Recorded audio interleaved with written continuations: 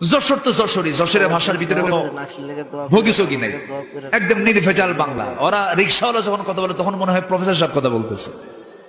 রিক্সাওয়ালার ভাষাটাও প্রফেসর সাহেবের মতো। আমি যশোরের মোড়ে নামলাম, নেমে এক রিক্সাওয়ালাকে ডাক দিলাম, এসেই বলতেছে আসসালামু আলাইকুম হুজুর, আপনি কোথায় যাবেন? উঠুন বসুন, নিয়ে যাই আপনার গন্তব্যস্থানে। ভাবলাম এটা কোন জায়গা থেকে পিএইচডি করে আসছে।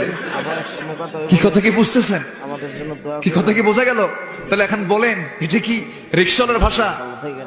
কিন্তু ওই এলাকার ভাষাই এরকম। বলেন আলহামদুলিল্লাহ। ছোট্ট বাচ্চা, এরকম ছোট্ট বাচ্চা সালাম দেয়, আসসালামু আলাইকুম হুজুর, আমার জন্য একটু দোয়া করবেন, দোয়া করতে ভুলবেন না কিন্তু হুজুর। কি কথা কি বুঝতেছেন? মানে ওদের ভাষাই হলো কবিদের মতো ভাষা। বলি আলহামদুলিল্লাহ।